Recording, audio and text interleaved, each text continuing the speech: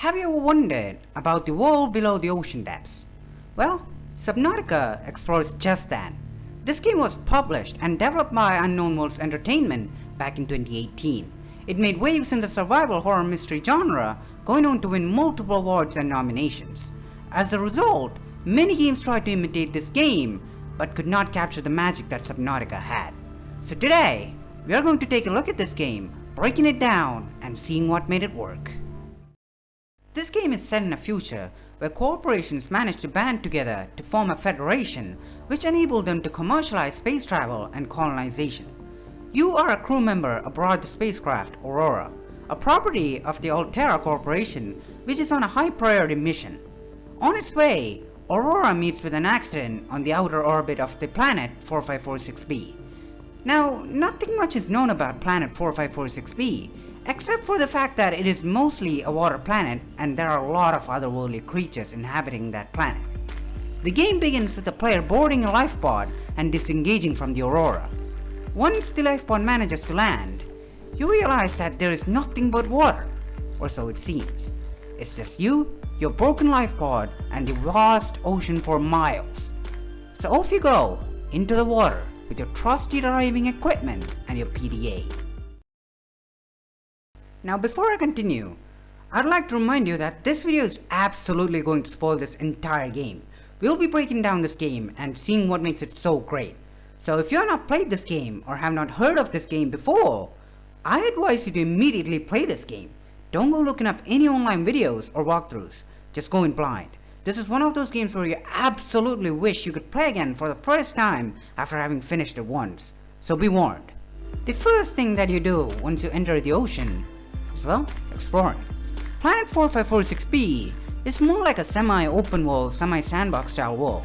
It is not quite big, yet it is also not like Gary's mod where you create your own fun completely. You have many biomes to explore in this game, like the jelly shroom caves, the Grand Reef, the safe shallows, etc. Each of these biomes are meticulously designed and they all have some unique characteristic to them. For example, the jelly shroom caves have these jelly-like mushrooms, the Grand Reefs have those anchored blue balls, the kelp forests consist of those dense kelp-like plants, and so on. As you go exploring these biomes, you can scan your surroundings to learn about the world around you using your scanner that you can build at the fabricator. And this game takes a very heavy-handed approach in integrating world design and lore into the gameplay, as you will see later in this video. Anyways, the main thing you will be doing while exploring is collecting resources, looking for fragments to unlock new blueprints for building new equipment, and exploring wrecks left by the Aurora. The main resource you will be collecting include titanium, copper, silver, gold, lead, diamond, and lithium. You also have other biome exclusive resources like cave sulfur, nickel ore, kyanite, etc. While these resources helps you craft tools, equipment, etc., they can do nothing if you don't have the blueprints for the items you're going to craft. Blueprints can be obtained from fragments that are left by the Aurora's crash, which you can scan using the scanner tool. You can find these fragments scattered around the world or in the wrecks of the Aurora. Finding these blueprints are very rewarding as they can be a challenge to get depending on the type of blueprint that you're trying to acquire. Some blueprints can only be found in certain biomes, and let me tell you, there are biomes in this game that you just don't want to go into, trust me. Detecting multiple Leviathan class life forms in the region. Are you certain whatever you're doing is worth it? So as you can imagine, unlocking the blueprints to a new vehicle, or a certain new upgrade for those said vehicles, or even a new module that you can add to your base, etc. can be extremely gratifying. Speaking about bases, this game has a very satisfying base building system that is very neat. Base building is done with the builder tool. The basic idea is that you have these modules that you can combine together to make a self-sustaining place that you can call home in this hostile world. Some of the main modules, like the multi-purpose room, which acts like a basic room that usually is used for interconnecting more advanced modules, or the moon pool, a docking module in which you can dock your smaller sized vehicles, or the thermal plant, which can convert heat energy to electrical energy, etc. are all very useful. Unlocking some of these modules and making them part of your base gives you a similar feeling of making an iron golem farm or the enchantment book farm in Minecraft. So you can imagine the sheer excitement of unlocking a new blueprint. Now, the things we have talked so far in this game, that is, the exploration, the resource collection, crafting and building, you planning on what item to get next, makes up most of the progression loop in this game. The game is a constant cycle of you going into a new biome, finding new resources and building new stuffs. But surely, why is this so unique? Isn't this almost the same debacle with other games? What makes it different? Why does this one not go stale unlike the others? Well, that's where this game shines.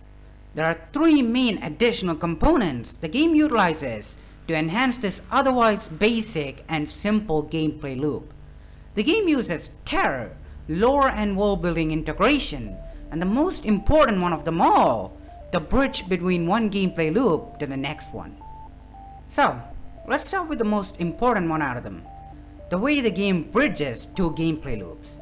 As I mentioned before, the game's gameplay loop consists of you exploring the world, collecting resources and blueprints, then finally using that to craft or build new things. But the one thing the game does different to other games is what it does right before the loop comes to a close. It plants something into the gameplay loop that piques your interest right before the end of the loop, which then ultimately leads to your next gameplay loop. The perfect example can be seen when you're being rescued by the Sunbeam. In the game, at one point, you receive a radio transmission from a spacecraft called Sunbeam, which was nearby the Aurora. After they heard about the horrific crash of the Aurora, they managed to send your coordinates to a place where they can land in order to rescue you and any other survivors. You managed to reach the landing point, which, surprise, is a piece of land. The first thing that you notice when you reach the island is that there's a weird alien-like structure. A little look around the place and you find the key to get into this thing. You arrive here early, go 25 minutes until Sunbeam supposedly arrives. What's there to lose? So in you go, exploring the place, scanning items until you arrive at the control room of the place. There, you find this button. You press it and a weird robotic tentacle comes out of it and stabs you. After a couple of seconds, the whole structure starts making a noise, which a PDA then promptly translates to a message along the lines of, "Infected individuals may not disable the weapon. And This planet is under quarantine." along with this message, you get an entry in your PDA that lists other alien facilities just like this one. Then come out of the facility just in time for the Sunbeam's landing. But if you're smarter than a 5-year-old, you immediately realize what is about to happen. The same thing that happened to the Aurora is about to happen to the Sunbeam. And before you know it, the weird structure, now somehow armed with a laser cannon, shoots down the Sunbeam just like the Aurora. The point from all of this is that the game planted the lead to the next gameplay loop, which is trying to search for these alien facilities right before this gameplay loop was going to end. Now, this does not need to happen the exact same way for everyone due to the open-ended nature of this game that we will take a look at later in this video, but this general rule applies mostly throughout the game. This method actually helps with the immersion, as unlike most games where the gameplay loop restarts each time it moves on to the next loop, this game seamlessly transitions into the next gameplay loop. Having a restart means that the game provides a period where there's a bit of downtime in which the player has a chance of just straight up quitting the game. I myself am one of those players in most games. I only play 1 to 2 missions in most games per session and call it a day. But here, I had no chance to do so.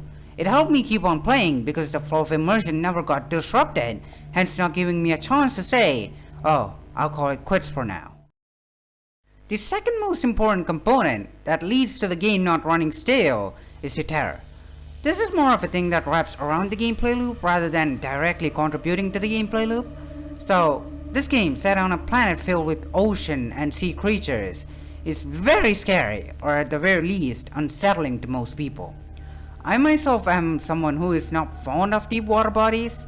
I can't swim just about fine in real life, but I feel uneasy when I'm immersed in a water body that is deeper than Michael Jackson's voice. So this game in some way speaks to me and players like me.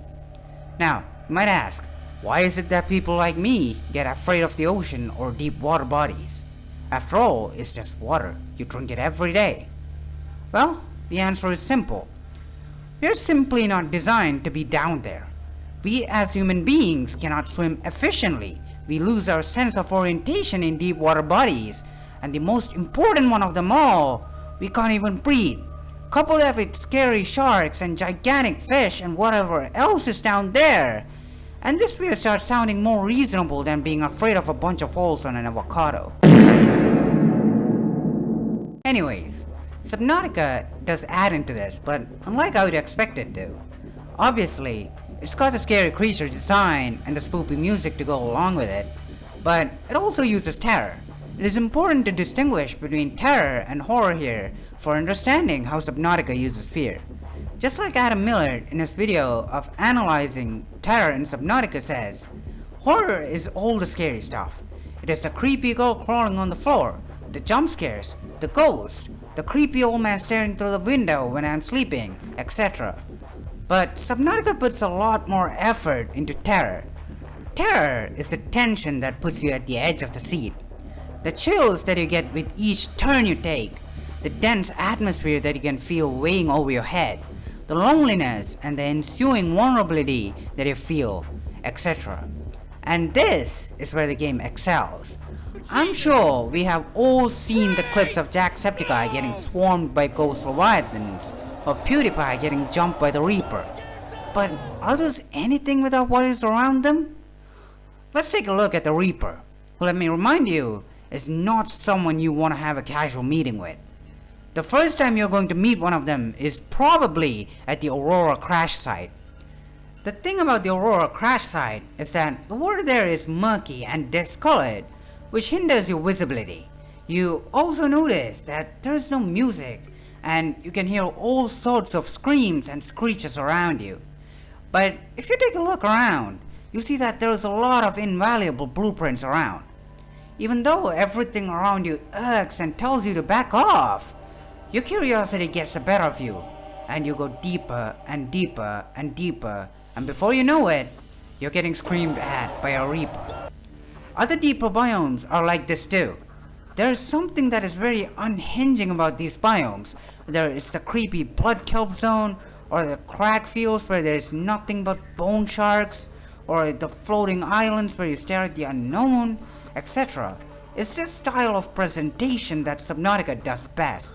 It knows how to make you hold tension without immediately giving off what makes things poopy like other horror games. The game also is fairly reserved in actually scaring the player. Depending on the type of player you are, you might actually be surprised at how hard it is to run into a scary Leviathan class creature out there. Usually, the environments and the atmosphere gets to you before the Reapers and the Ghost does. In fact, in my playthrough, I never even saw a Reaper Leviathan except for a far-off glimpse. The game also never forces the actual threats on you, apart from that just one time to get the player introduced to these creatures. Gameplay mechanics wise too, you're given so much levities that focus on trying to get to your nerves rather than actually trying to kill you. The best example of this would be when your oxygen runs to zero. So, when your oxygen meter hits zero and you're about to drown, you still got a few intensive seconds of fading out, during which if you manage to surface, you can save yourself. The game effectively tries to get the maximum amount of mileage from as little quantity of scary stuff as possible. Again, more examples of this can be found in Adam Miller's excellent video on Terror in Subnautica, and I think you should check it out. Link in the description.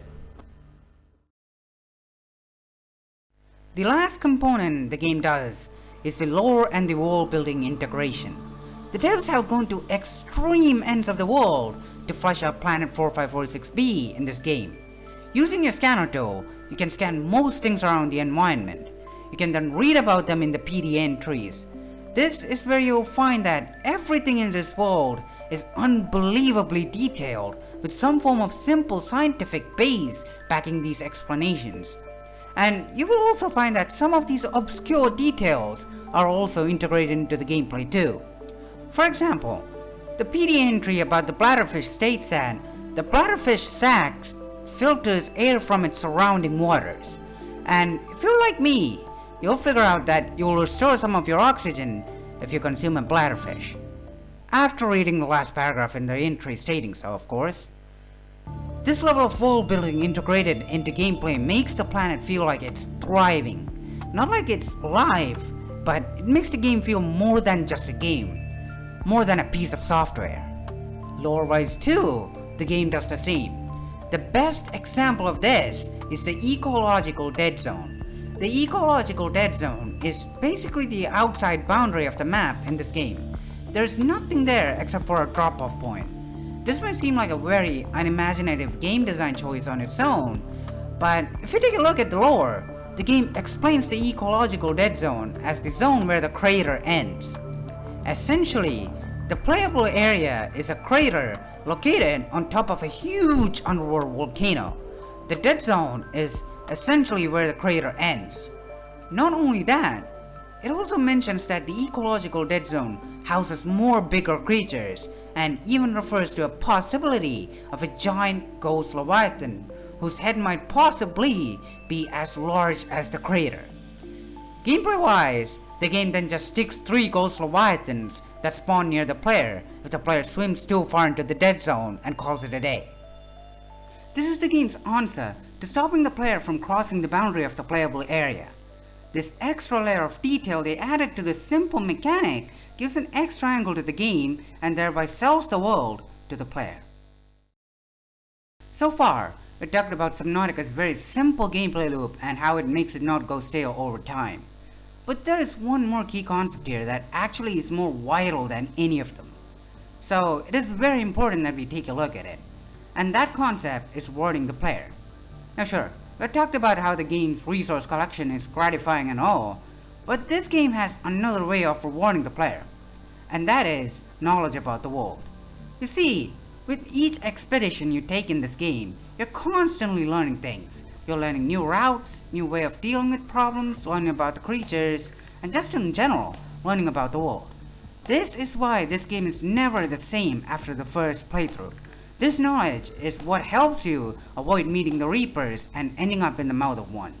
This is what tells you the caves in the alien facility island is the safest place to get a lifetime supply of shale outcrops.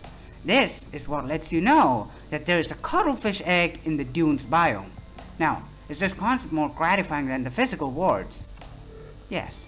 At the time, the game might be rewarding you with knowledge about the world. You might not realize this, but there is one aspect that makes it so. The knowledge that you get is always scaled up to the challenge you take. For example, learning about which side of the aurora has more reapers rewards you with more navigation room in that hellhole of a biome. Why would this be useful? Because there's a shit ton of good blueprints there. The things you learn are always going to be worth the challenge you took. And that is basically a simple game design choice that is known to make a satisfying game. But it's just not that. This is again a concept that targets basic human psyche. It warrants curiosity.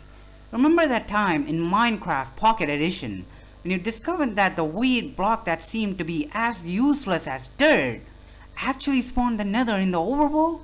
Or the time you discovered you can make basic redstone with signs and sands?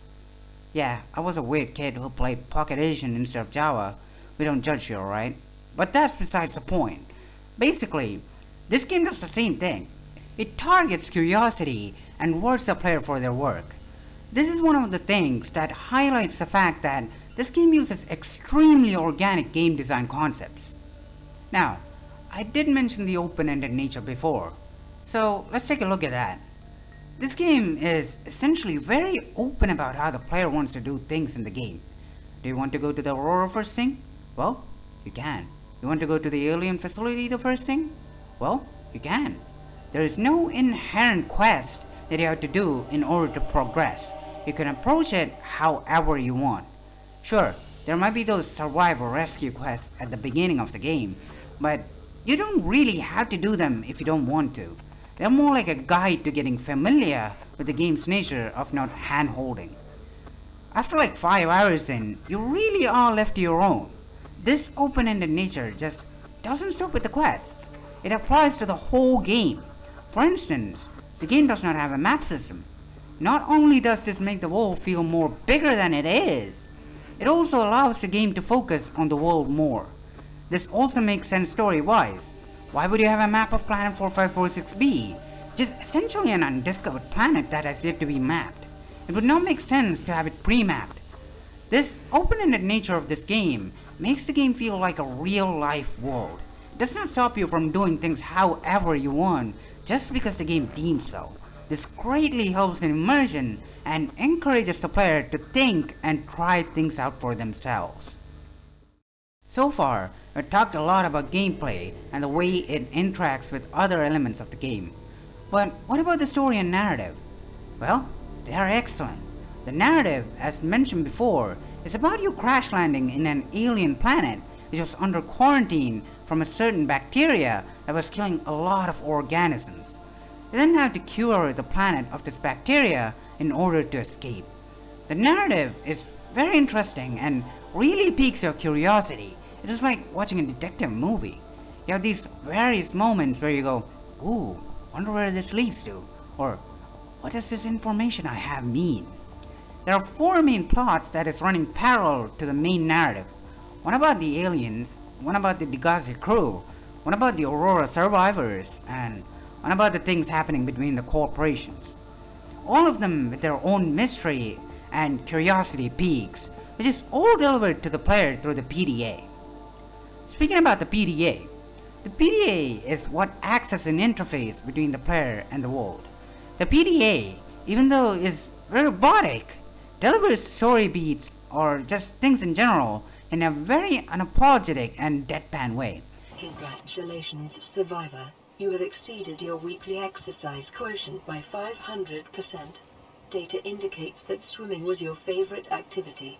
Be sure to vary your routine for uniform muscle development.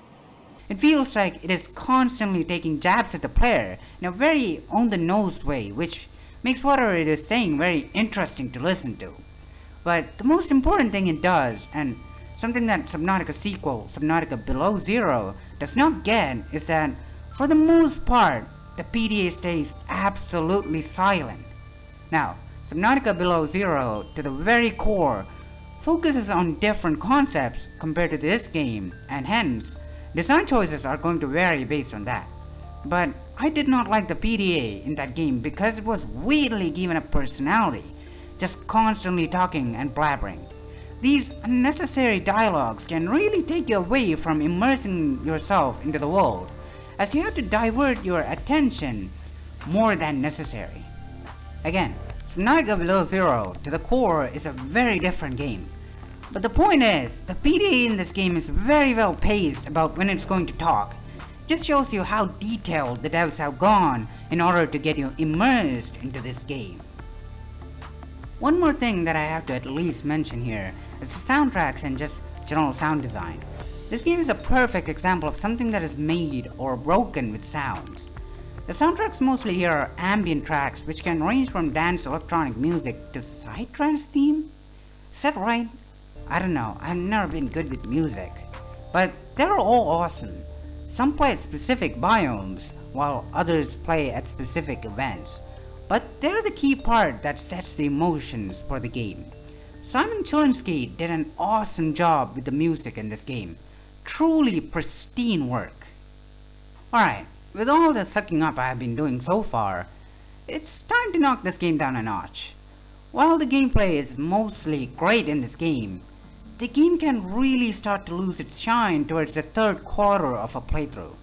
While this might not be felt on a first or hell even a second playthrough, I found myself not returning to finish the game towards the end of my last playthrough. Unlike the first and second sections of the game where you're constantly discovering new things and finding scary and terrifying creatures, the later section does not have as much fuel. Maybe this might be subjective, but I felt like the creature design was less scary at the most deepest part of the game. The sea dragon, while extremely capable of terrifying me when face to face, it's not as scary as a Reaper Leviathan or hell, even a Ghost Leviathan. It also feels like the atmosphere in the lava zone is not as tense as something like that in the floating islands or even in the crack fields. The other thing that makes this part even more tedious is the performance and bugs. This game is riddled with performance issues and bugs that can sometimes rival that of Cyberpunk 2077.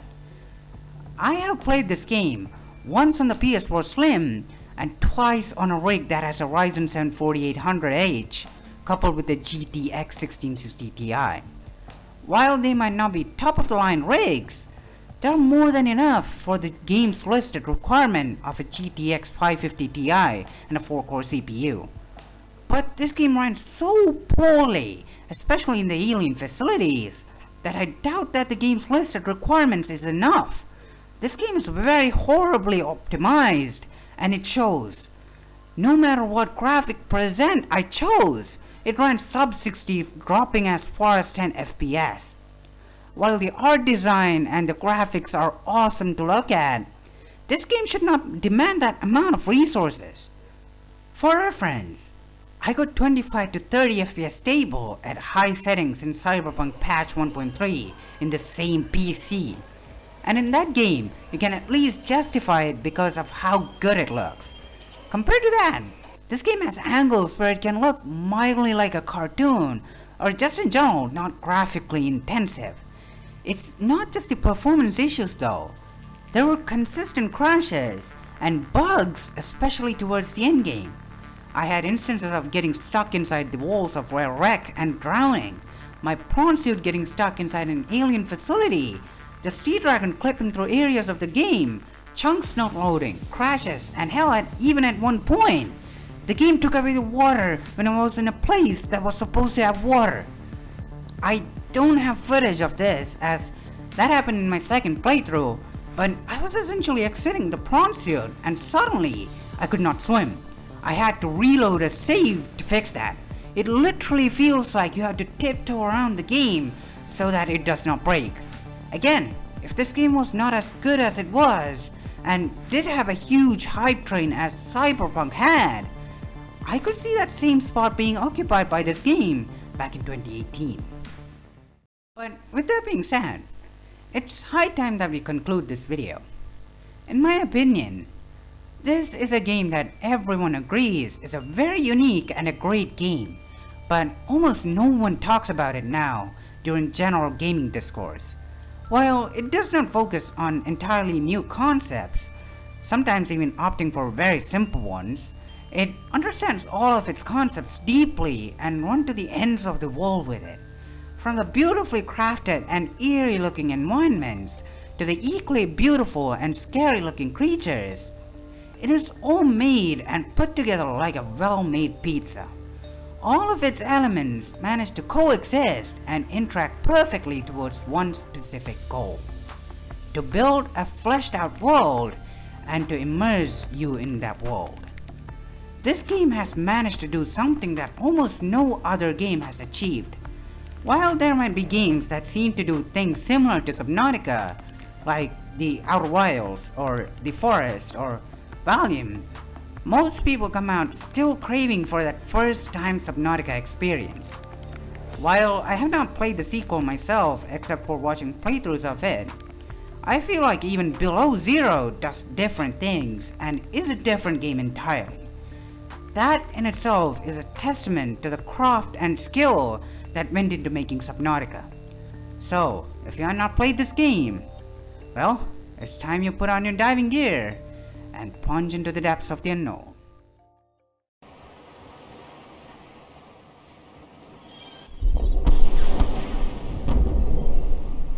Emergency. A quantum detonation has occurred in the Aurora's drive core. The reactor will reach a supercritical state in T-minus 10, 9, 8, 7, 6, 5,